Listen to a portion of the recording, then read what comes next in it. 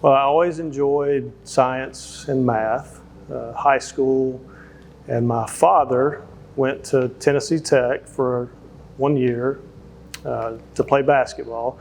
He ended up transferring to another college, but so I knew Tennessee Tech was a good engineering school, so that kind of planted the seed for an engineering career.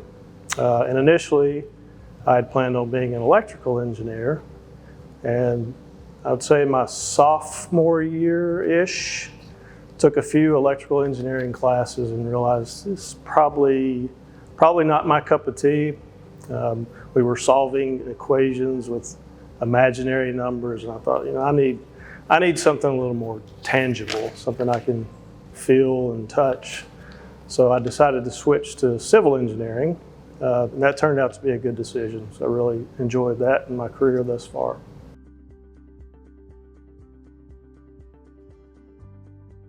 It actually means a lot. Obviously, from SSR's perspective, it's what keeps our doors open.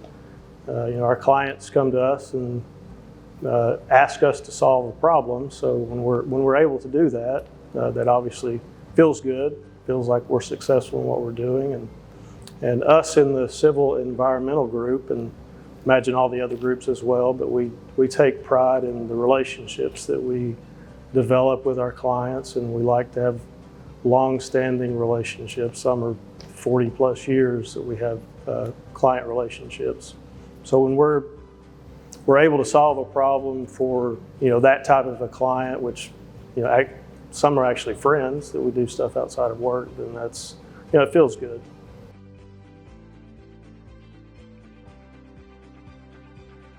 The need for clean drinking water and treated wastewater, that's going to be here forever. That's not going to change. That's a public health issue that we all need. But so I think there will be innovations as the population continues to grow. That's going to stress communities and utilities to innovate in the way they treat water and wastewater.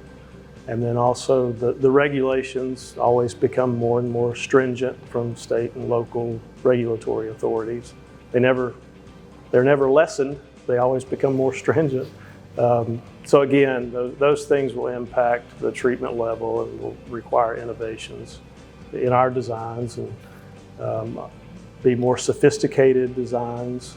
The owners will need a more sophisticated staff to operate these facilities. I think we will also see, in the not too distant future, it will become more common to reuse what is typically seen as a waste product, specifically from wastewater treatment plants. That effluent is normally discharged into a receiving stream or a body of water and kind of forgotten about.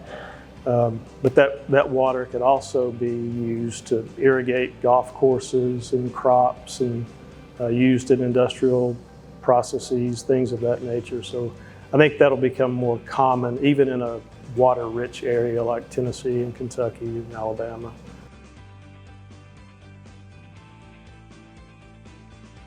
Things I do off the clock, not necessarily things I like to do all the time, but as a homeowner, there's always stuff to do around the house, yard work, landscaping.